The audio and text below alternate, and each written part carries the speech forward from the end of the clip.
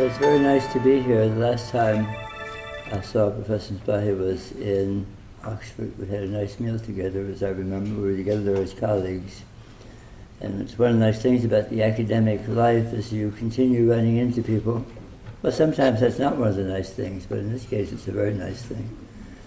The last time I was here around this campus was about, excuse me, was about 30 years ago. And this campus was very young, in fact more than, excuse me, more than that. It was in the early 1970s. This campus was just really beginning. And it's really marvelous to see how Florida International University has grown so tremendously over the course of the last decades. Things change over time. And I want to talk a bit about how things have changed over time in Lebanon, particularly in the Shia Muslim community. My first experience in Lebanon was about 30 years ago. I found myself in South Lebanon working for the United Nations at a time when the Lebanese Civil War was going on. An Israeli invasion had just occurred a year or so before I arrived there. There was still a lot of heavy fighting. It was not much of a tourist destination in those days. And of course, another major Israeli invasion was to come in 1982. Also, the revolution in Iran was already over. Shah had been overthrown, and in early 1979 had left Iran. Now, my first encounter in Lebanon was very much amongst the Shia Muslim community. Now, I can't pretend over the scope of 35 or 40 minutes to even begin to do justice to the complexity of Lebanon. It's a small country about the size of Connecticut. Suffice it to say, with 18 different recognized confessional groups, with enormous complexity inside the country in terms of class and ideological divisions, personal rivalries, and regional differences. So if we want to talk about that, you'll have to bring me back for a semester, and we can have a course on it. But suffice it to remark on the complexity of Lebanon, and suffice it to say that at that moment when I was there, the Shia Muslim community, and as you know, Shia Muslims make up about 10 to 12% of all Muslims in the world. In Lebanon, however, they're the largest single community. There hasn't been a poll or a census in Lebanon since 1932. So at best, we have guesstimates of population. But given family size, which has been gigantic over the generations in the Shia community. My best friend, for example, in Beirut, a Shia Muslim, who unfortunately died a couple of years ago, was one of 17 siblings. One mother, 17 siblings. Gigantic families. And this is not surprising because this was the poorest community in Lebanon. It was the most underprivileged community, and by any measure of socioeconomic status, this community was at the bottom of the ladder. Least well-educated, least likely to have a good job, most likely to have health problems, unlikely to have access to a physician or even a decent hospital. Roads were very poor. Many of the villages I knew in those days had no electricity. I remember one village I used to work in, which was a place that had seen a horrible amount of fighting and death, which sat about 1 kilometer above the Litani River. And every day in the morning and every day in the evening, women would walk down this long hill down to the river, carrying back cans of water because there was no running water in the village.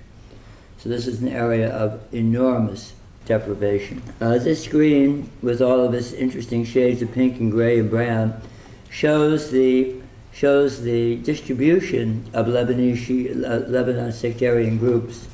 Those sort of hot pink colors represent the Shia Muslims living in South Lebanon, along the Israeli border, as you can see, and in the northern Bekaa Valley, along the border with Syria, and in Beirut. Lebanon's total population nowadays is about 4 million people. The Shias probably comprise about 1.4 million or so of that total. In any case, this is a community that, for the most part politically, was under the control of political bosses, patrons. If you wanted to get something done, you would basically kiss someone's hand and you would get a favor. It was really patronage politics in the most basic sense. A couple of things began to happen in the 1960s, 50s and 60s, which are important, which is to say, the patterns of agriculture changed in Lebanon. There weren't enough jobs to go around. People started to migrate, and particularly Shia Muslim community began to migrate on a kind of circular pattern of migration to other parts of the Middle East, and particularly to Africa, and particularly to West Africa. And in fact, today in Africa, virtually all the Lebanese communities of traders and businessmen are dominated by Shia Muslims. That was very important because it gave people the capacity to make money outside, if you will, of the patronage network that existed in Lebanon. Also, we began to see a migration of Shia Muslims from the rural areas into the city of Beirut. 50 years ago, there were very few Shiite Muslims in Beirut, but today they're a very, very significant population, comprising probably about 750,000 in the Beirut area, and particularly in the southern Beirut area, an area that the Lebanese typically refer to as Al-Dahya, the neighborhood, the suburb, really. And this is an area that in the past, when they began moving there, was an area of slums and so on, is increasingly now a sort of lower middle class neighborhood with pretty good public services and so on. So there have been tremendous changes over time. One of the important things that happened in Lebanon was that this community of Shia Muslims were mobilized into politics. The first mobilization was not done in a religious context. It was the first wave of mobilization was done by the Communist Party. And in fact, this is true also in Iraq, Bahrain, and even in the eastern province of Saudi Arabia, where you also have Shia Muslim communities. In the 1950s into the 60s, the communists were very, very successful in bringing people into politics. Not only Shia Muslims, but many Shia Muslims.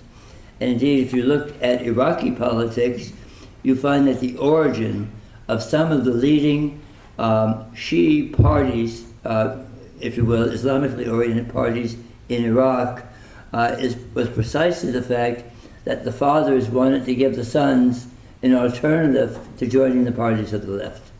This was happening in Iraq in 1958-59.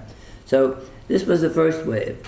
And then at the end of the 1950s, the gentleman you see here on the slide, an Iranian, but an Iranian of Lebanese descent, his family was originally from a village in South Lebanon, came to Lebanon to lead the Shia Muslim community in southern Lebanon.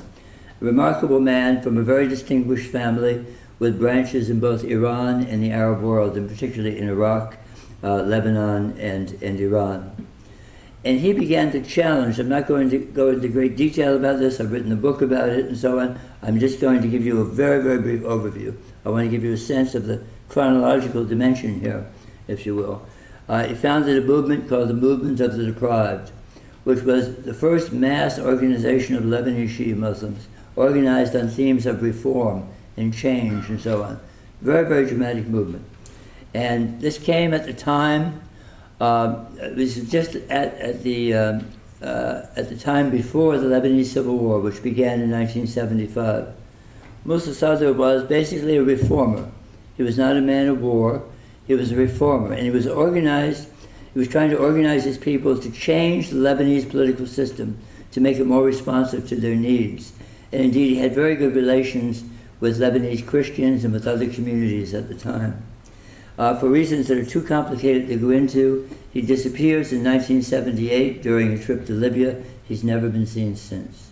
In fact, by the time I arrived in Lebanon, he had disappeared. And his followers were sort of memorializing him at that point. But the movement that he began was reviving when I was in Lebanon. And it revived as something called Amal. Amal is the Lebanese word for hope. It also is an acronym for the Lebanese terms Afwaj al-Muqawama al-Lebaniyya, Lebanese resistance detachments or battalions. So this movement that he began to reorganize itself, again, in a sort of reformist direction.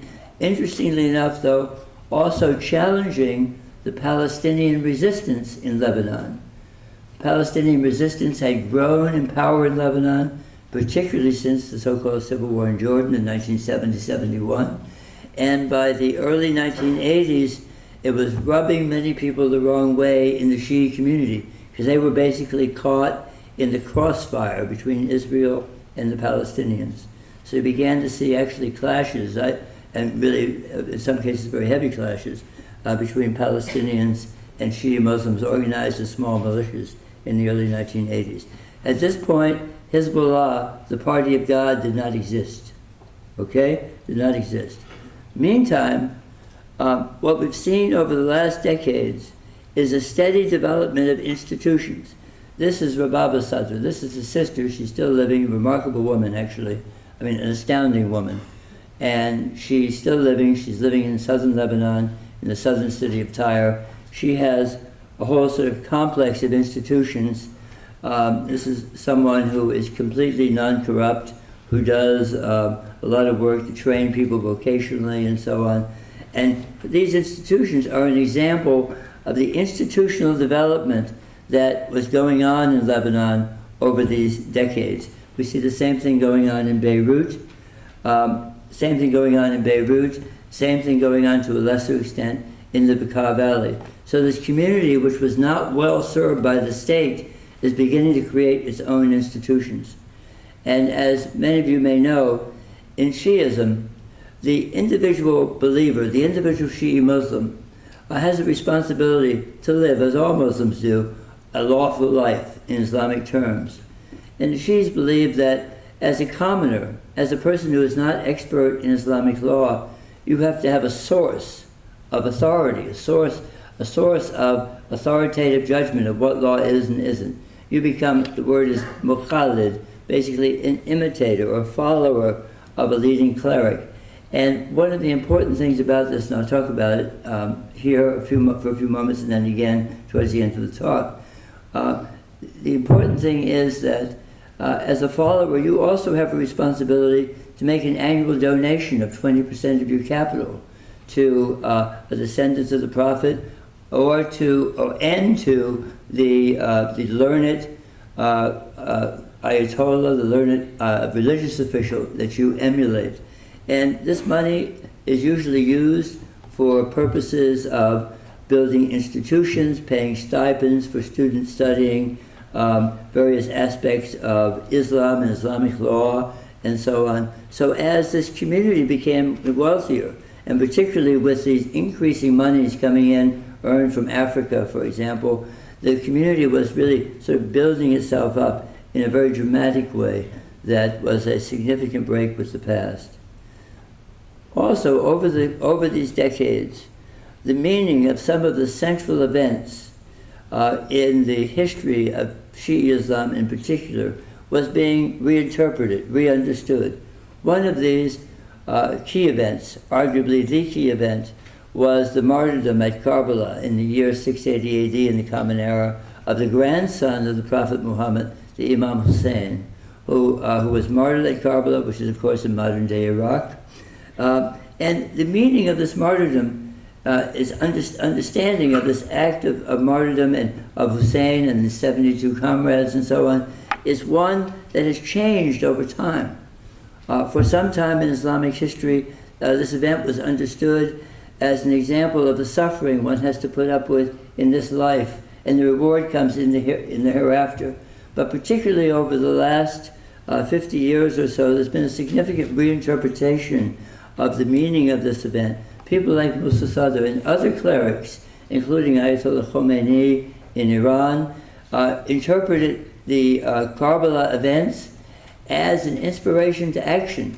You cannot simply quietly suffer. You have to take action. If for those of you who know about Latin America and the themes of liberation theology, if you look at the themes of the liberation theologians, the sort of Catholic Jesuits who were working with Indians in Central America and Latin America, for example, very similar themes. Their argument was Christianity doesn't mean simply quietly suffering. You have to take responsibility for your own life, take action. And this was very much the message of Karbala as it was increasingly understood and as it was, if you will, preached to the Shia Muslims of Lebanon and elsewhere. Hence, this very famous slogan, famous from Iran and from the work of Ali Shadiati, one of the great ideologues of the Iranian revolutionary period. Every day is Ashura. Everywhere is Karbala. In other words, it's not just an annual event. This is an event with an ever-present meaning. One of the people responsible for this reinterpretation and also for the institution building I was talking about was Muhammad Hussein Fazlullah, who's resident in his Lebanese origin, although he was born in Najaf in Iraq. He's very much a man of Lebanon, and he's considered by many Shi'is to be, if you will, one of those learned clergymen who is worthy of being emulated and followed. And he does have a significant following in Lebanon. There's no scientific polling on which clerics Lebanese Shi'is follow, but by my own estimates, having asked probably hundreds of people over the years in various circumstances, I would estimate that about 15% of Lebanese Shi'is, maybe 20%, follow Fazlullah. He tends to appeal particularly to educated people because he tends to be very sort of rational in his judgments, tends to be very aware of science and so on. So if you talk to a young college graduate who is a Shia Muslim, I would bet more than 50% of the time they would tell you they follow Fazlullah. But the overwhelming majority in Lebanon, and I want you to register this because this is important in understanding Hezbollah, follow Ali Sistani, who is based in Najaf. He's the head of what the Iraqis know and understand as the Hausa, which is basically the religious university of Najaf. I was just there about 2 weeks ago, actually, visiting the Hausa, saw 3 of the 4 leading members of the Hausa, and there's no question that in that context, Sistani is an incredibly revered figure. Many of you read about him in the context of the American invasion and occupation of Iraq. And the interesting thing about Sistani is he has a relatively quietist attitude about the relationship between religion and politics. He and his colleagues in the Hausa in Iraq argue that basically their role as clerics is to advise politicians, but it's not to take an authoritative role, as in Iran, for example. So this is basically an argument for keeping religion out of politics per se. It's very important.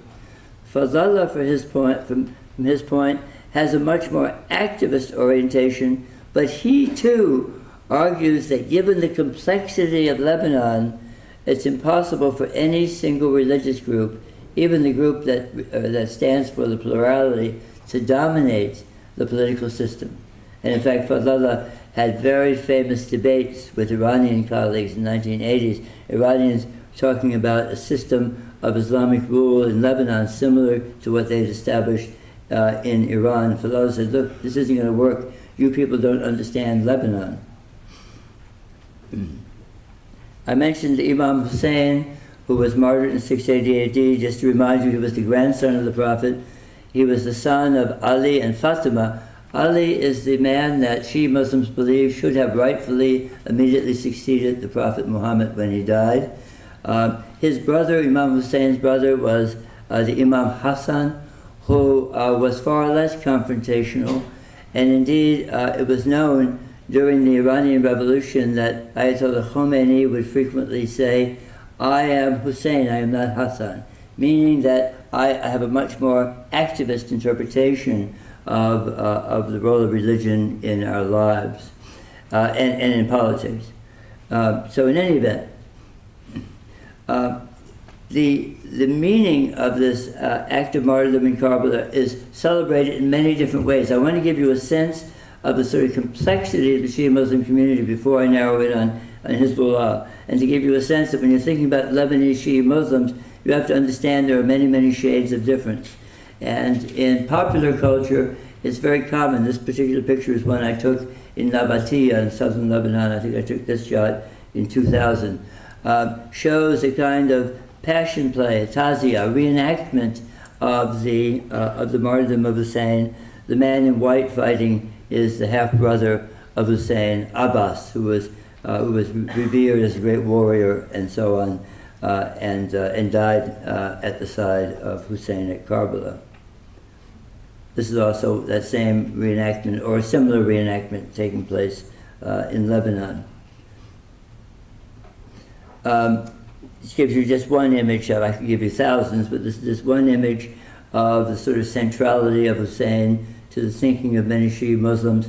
And what this says is, I made you orphans in order to see you. In other words, I sacrificed myself in order to see you, in order to see God. This is a shot that I took from the Husainiyya. The Husainiyya is not a mosque, it's a ritual site. It's particularly associated with the annual commemoration of the martyrdom of Hussein, not just on the 10th day of Ashura when it occurred, but for the entire preceding and succeeding period in terms of focusing on the events preceding the martyrdom and events afterwards. And this is an event in which many Shia Muslims come from all around Lebanon and also from outside, some from Iraq, for example, to commemorate the martyrdom of Hussein. And in this particular place, there's a lot of bleeding associated with the ritual, part of the popular culture, part of the popular religion. And indeed, men are wearing these white shrouds, which are called in Arabic kufin, literally coffin, a funeral shroud. They're wearing these shrouds. People proceed through the streets. By the way, the bleeding is not as bad as it looks. You take a razor, you nick your forehead a few times, capillaries are close to the surface, you get a little blood running down your face, and it really looks cool. So, in fact, some of the cool guys, I noticed, will shave their head like a week before the 10th of Ashura to go around like, I'm going to be out there. And it's something that's very popular. It's also a family holiday. So people come, it's a time to go home, visit with family, and so on. So it's not quite as gruesome as you might imagine. These are some of the sort of established community people in this town of Nabateeh in southern Lebanon. These are people associated with the Amal movement. I mentioned Amal, which was an organization, is an organization that traces its roots back to the activism of Musa Sadr, very much connected to the popular religion and so on. And in fact, the leader of the Amal movement is Nabi Berri. He's actually not a cleric, he's a layman, and he's the speaker of the Lebanese parliament right now. When I first knew this movement, it was very impressive, very dynamic, very organized on reform. Unfortunately, what happened is it became another patronage network, another corruption network. When I first met Nabi Berri, the leader of this movement, he had an old beaten-up Peugeot, might have had 2 suits, 3 ties, and now I think he might have a different colored Mercedes for every day of the week. You got the picture? So what's happened here is very interesting. You have people who supported this movement, who were inspired by the teachings of people like Musa Sadr, Fadlallah, and so on, who were sort of revived in their faith by their understanding of Hussein's martyrdom, who were with the Amal movement, and then became disenchanted. And I began to see this happening in the mid-1980s. So many of the people I knew who were teachers, engineers, school teachers being very important in this community because there was so much illiteracy and so on. School teachers were really central to bringing people up and so on. They were very active in the Amal movement. By the mid-80s, and particularly the late 80s, I began to see a migration of these people away from Amal, and I'll talk more about that. Here we have an image of this Nabi Berri I mentioned and Musa Sadr, and this is during a parade associated with the annual commemoration of the events of Karbala. Now, the Israelis invaded Lebanon in 1982. At that point, I remember one time I was having lunch one day with actually the leader of Amal in South Lebanon, and his name was Daoud. He was later assassinated. In fact, unfortunately, most of the people I knew who were officials in those days are no longer with us. But in any case, I was having lunch with Daoud, and we were chatting. We had actually a very close relationship. We were friendly with each other. We had a good chemistry. Frankly, some of the people around him didn't trust me. What is this guy doing here? Is he really studying us and so on? but Daoud trusted me. We had a good relationship. And I was explaining to him what a Marxist would mean by an objective alliance. And an objective alliance is not one based on signing a treaty, signing a piece of paper, a subjective agreement. It's an alliance based on interest. You have the same overlapping interests as someone else, you have a kind of alliance with them, right? So, oh yeah, that's what we have with Israel. Because at that point, many of these Amal people were very focused on the Palestinian presence. They were not particularly interested in confronting Israel. Some were, most were not. The Israelis invaded in 1982 with grand plans. They lied to their own people in Israel about what their plans were, but basically the plan, particularly of Ariel Sharon, was to occupy Lebanon and to basically put Lebanon in a situation, to force Lebanon to make peace with Israel, to be the second country after Egypt to sign a peace treaty with Israel. That was a grandiose plan. It didn't succeed for a variety of reasons, which are also very much complex. But in any case, the Israelis invaded, and when they first invaded, particularly in South Lebanon, there was a lot of popular support for them. People got out of their way. In fact, in some cases, you had people, for example, in the Amal movement, who would show the Israelis where Palestinian arms caches were and so on. They were very happy, basically, to have the prospect of some kind of peace. The Israelis made a big mistake. They stayed. Later, I remember in 1984, I was talking to the Israeli Defense Minister, Yitzhak Rabin, and he said, what should we do? They were occupying Lebanon. I said, it's very simple, you have to leave. It's very simple, because if you stay, you are going to radicalize this community. In fact, I will tell you with some immodesty that the Israeli colleagues who come to me, many of them over the years, and said, I wish that Rabin had listened to you. The Israelis did not leave, they stayed. And what happened is, the moderate forces in the Shia community were pushed into a situation of more and more radicalism. Meantime, with the Israeli invasion, the Syrians lost their significant control over Lebanese politics. Syrian army fought a pretty good battle, but was defeated by the Israeli army. And Iran, now just a couple of years after the revolution, is looking to Lebanon as a site to export the revolution. And we have the emergence of Hezbollah. Hezbollah is not formally declared until 1984, but by 1982 it begins to exist as a kind of inchoate movement, a kind of cat's paw of Iran during that period of time. Some of the more radical people within Amal left Amal and moved to Hezbollah. And Hezbollah itself, some of the principals, Imam Bughniya, for example, who was assassinated last February in Damascus, probably by the Israelis, were involved, for example, in blowing up the barracks of the Marines and the French paratroopers in 1983. So we have Hezbollah establishing itself, and as the Israeli occupation continued, benefiting from the occupation, I said one time to a Hezbollah official, I think it was May 2000, at which point the Israelis were finally leaving unilaterally, I said, in some ways the Israelis are your stepfather. And he thought for a minute and laughed and said, you're really right, because in a way the Israelis provided the context for a group like Hezbollah to establish its bona fides as a resistance force. And it very much did so. It also was very much involved in the 1980s in a number of battles with Amal. And in fact, some of the bloodiest fighting in Lebanon, the civil war lasted from 1975, really didn't end until 1990. Some of the bloodiest fighting, particularly in the 80s in Lebanon, was actually between Hezbollah and Amal in the south, and also in the Beirut area, where both groups were vying for control. By the end of the 1980s, Amal remained largely in control in South Lebanon, but in Beirut, Hezbollah had increasingly established its very firm foothold and control. In the Bekaa Valley, the situation is somewhat more mixed. Hezbollah went through a series of leaders. This is the present leader, Hassan Nasrallah. He's been the general secretary of Hezbollah since 1992. let me see, I lost a picture here.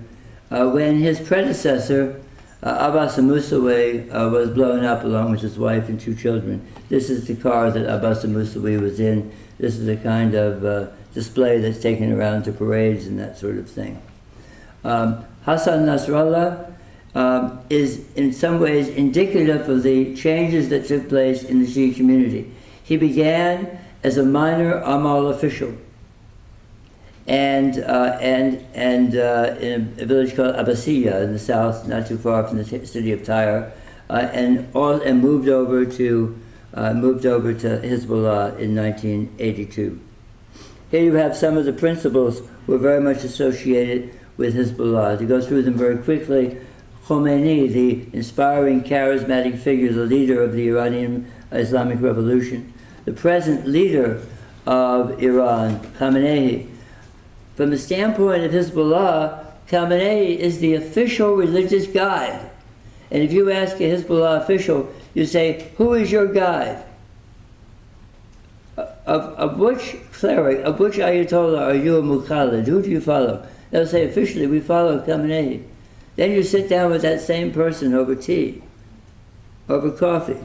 You say, when you have some issue that concerns you, who do you turn to? They'll usually say Fadlallah Sistani. So officially, Hezbollah's, if you will, official guide is Khamenei in Iran. In fact, it's much more complex beneath the surface. So, in the front, Khomeini, Khamenei. The third man is Abbas Musawi, assassinated in 1992. Then Hassan Nasrallah. Then Raghib Harb, who was an early leader of the resistance to the Israeli occupation. He was assassinated in 1984. And somewhat obscured at the back is Musa Sadr, who Hezbollah also claims, if you will, as part of their heritage, and really the key formative leader. I would tell you, by the way, I know the family of Musa Sadr, and they totally reject the connection. In fact, they're not engaged either with Amal or Hezbollah. Here we have this is again Musa Sadr and Raghib Harb. This is a current picture. I took this picture in South Lebanon in June, and this shows Hassan Nasrallah, who has emerged as a very sort of charismatic figure, very good speaker, and so on, and shown with Musa Sadr, the imam of the resistance. It says, and his Sayyid, in other words, and the sort of respected descendant of the Prophet, who is his, if you will, his inspiration. Hezbollah very much emphasizing the theme of resistance. Resistance, and this shows some Katyusha rockets driven by the resistance. This picture I took probably 99, I think, in South Lebanon. These pictures are not easy to take, by the way, so I mean, this is one that you won't see often this close up. In any case, the resistance theme also extends to society, so that what Hezbollah offers, unlike the transformation of Amal over time into a kind of corrupt patronage network, is a worldview which emphasizes the need to resist not just occupying forces, but injustice, corruption, and so on. So the themes that are very current and very common in discussions with Hezbollahis include resistance, steadfastness, commitment, and very much the idea that you just can't be a good person, a good Muslim in your heart. You have to be engaged. You have to be involved in the community and pull other people into the community. And this has been very attractive. There's a very good book on this by a very fine young scholar, Laura Deeb, whose Arabic is very good. She lives in the southern suburbs of Beirut, and she wrote a book called An Enchanted Modern. It's very much about Shia women and if you will, their views of modernity. It's very revealing and very well written. I strongly recommend it to you. Hezbollah basically has offered its followers a security narrative. Basically, we need to defend ourselves. We need to provide for our own defense. That picture shows one of the martyrs. They lost over 1,100 people fighting the Israelis. We need to be able to defend ourselves.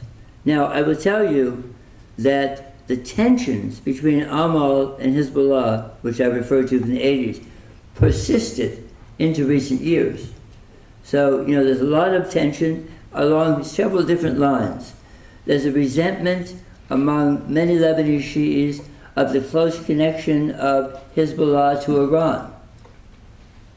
So, you know, you frequently see clashes and arguments sort of boiling up over this sort of issue.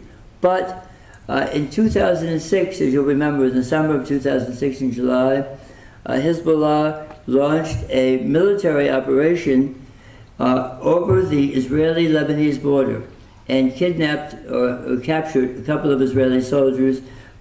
In the course of that day's fighting, 8 Israeli soldiers were killed. The Israelis, instead of conducting a relatively small-scale series of retribution attacks, launched the war, and that the war lasted for 33 or 34 days, depending on how you count.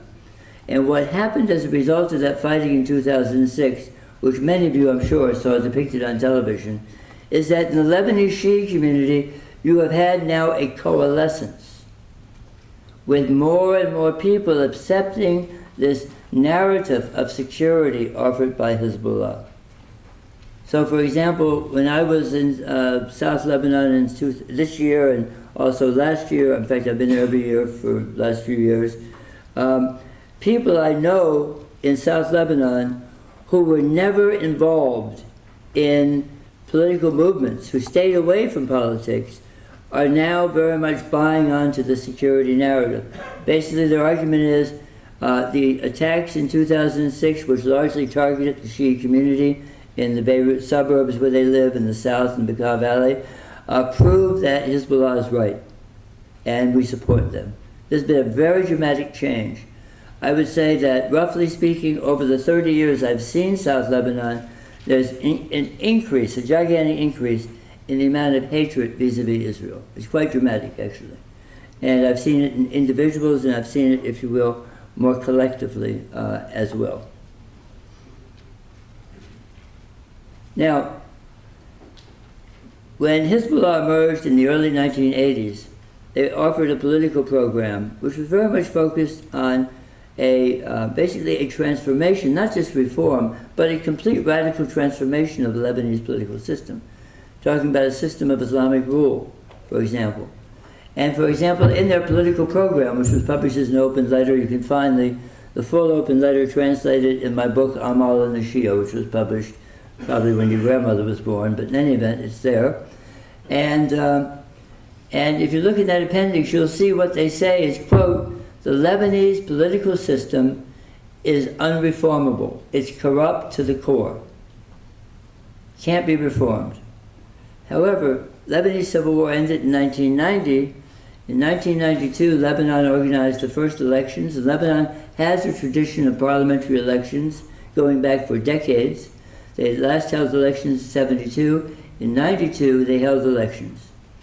At that point, Hezbollah basically changed its position and began to participate in the parliament. Lebanese parliament has 128 seats. There's a complicated formula for dividing those seats based on the formula that was reached at the end of the Civil War. Half of the seats are given to Christians, half are given to Muslims.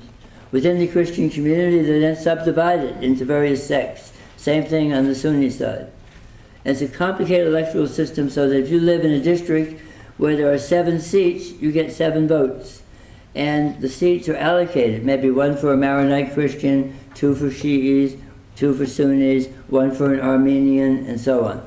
Very complicated system. The Lebanese have 128 seats in the parliament. You need 65 seats to have a majority, right? So it's impossible for Muslims to dominate the parliament, for Christians to dominate the parliament, and it's impossible for any single sectarian group to dominate the parliament. The largest groups, like the Maronites, the Sunnis, and so on, have a little bit more than a couple dozen seats, 27 seats in the case of the Sunnis and the Shias. So basically you have a system which is, by definition, if you will, a political system of minorities. Hezbollah begins competing in elections in 1992. They do very well. They capture roughly 12 seats. 11, 12 seats in each of the succeeding parliaments since 1992, including 10 to a dozen seats, including in the last election, which was June of this year. This sign is very indicative of their theme, if you will, their political theme, their political narrative. And what it says is that, it says, they resist with their blood, referring to people fighting the Israelis. This is a picture I took in 1996, if I remember correctly. They resist with their blood, resist with your vote, with your voice. The word voice and vote in Arabic are the same. Resist with your vote. So very much combining this theme of muqawama, resistance and so on, with political participation. They turn out to be pretty effective political actors, and have been pretty effective working in the parliament in general, oftentimes making very good deals, other times sort of deadlocking the parliament because of their obstructionism. Meantime, very much sort of mobilizing young people in Shi'i society, bringing them into militias, scout-type groups and so on, which have basically a strong emphasis on the themes I mentioned: steadfastness, commitment, resistance, discipline. Very disciplined. So, for example, the bleeding you saw associated with popular religious ideas about the commemoration of Hussein's martyrdom is condemned by most of the leading clerics and by Hezbollah. They said, this isn't Islam. If you want to be a good Muslim, you have to basically think more about your religion. You have to sort of intellectualize your religion. You have to be involved in the community, not going out making a spectacle of yourself bleeding. So they're very much opposed to it. Another similar picture, sort of a youth group, some young women.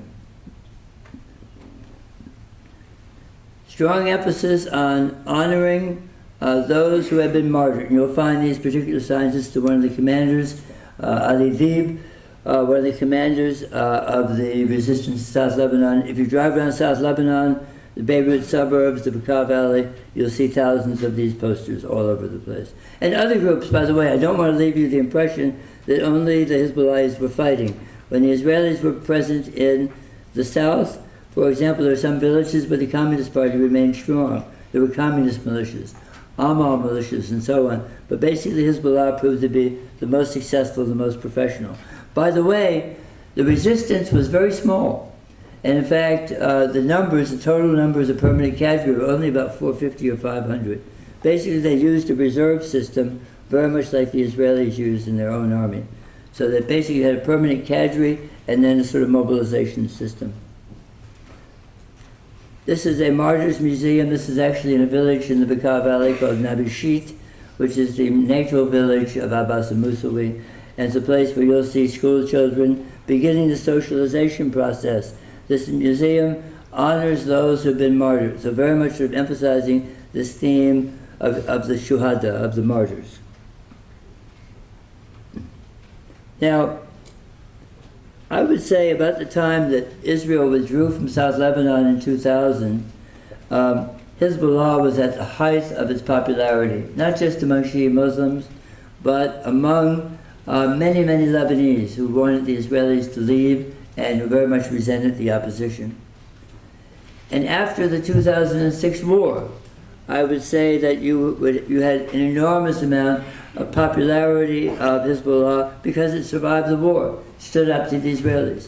I happened to be living in Egypt during that period, and I was really astounded by the sort of widespread adulation of Hezbollah by sort of middle-class, secular-oriented Egyptian Muslims. People whose home, when you go in, they wouldn't have on the Hezbollah television station, they would have on the BBC or something like that. Very much sort of admiring Hezbollah.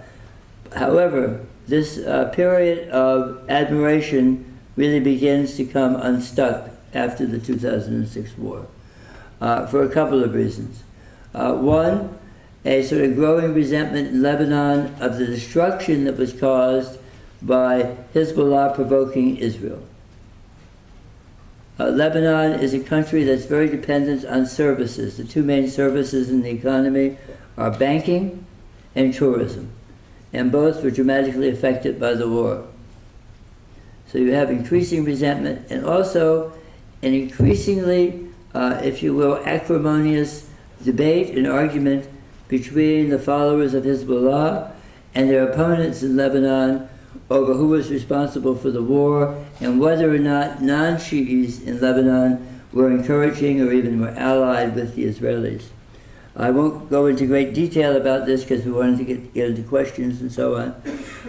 But by the end of 2006, Hezbollah tries to actually topple the existing Beirut government. They fail.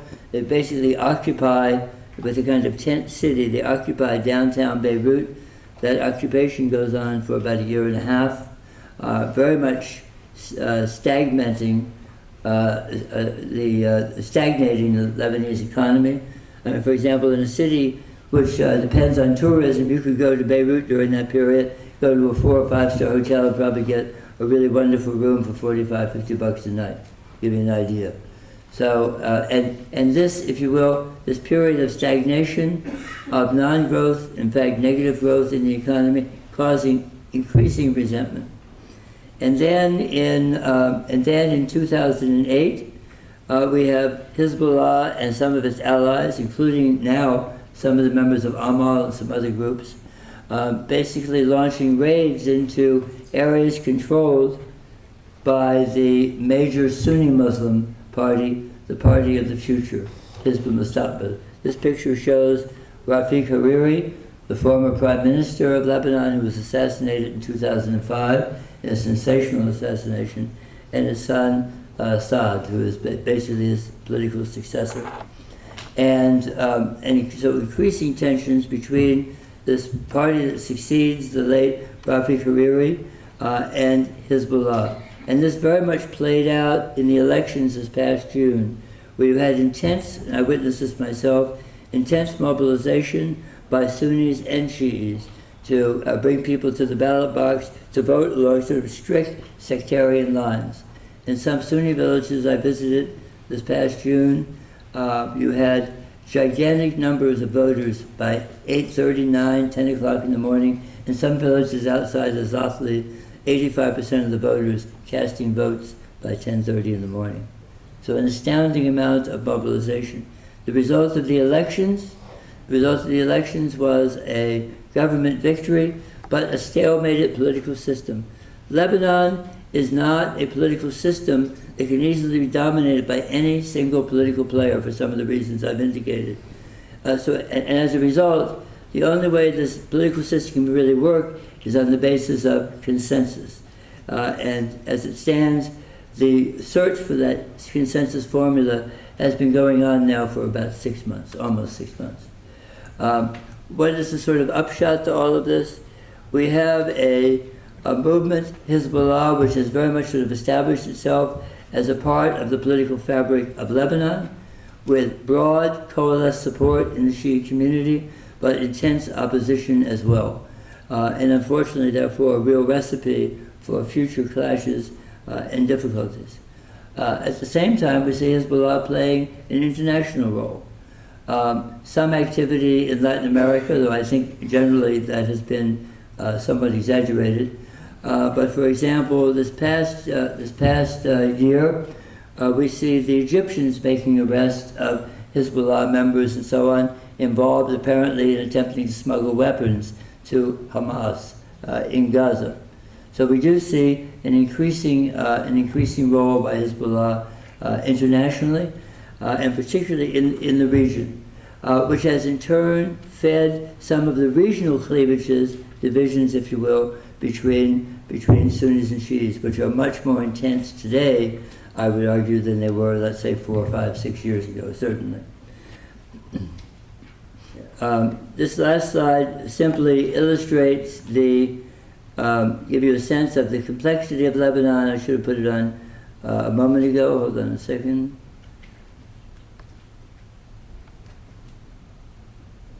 Just to give you a sense of the political complexity of the country, what the slide does is list the various political parties in Lebanon. You probably can't quite read it, but these are the major parties to give you a sense of how complex it is.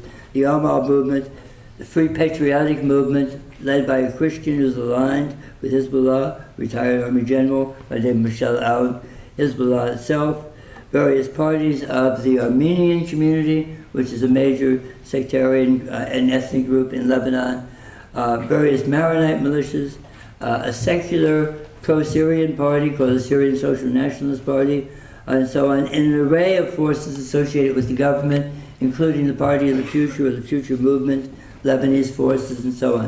An intensely complex political scene, but at the same time one that right now is very much sort of bilaterally divided, and along lines that should give any of us who are concerned about Lebanon and peace in Lebanon some significant pause and concern. Thank you very much.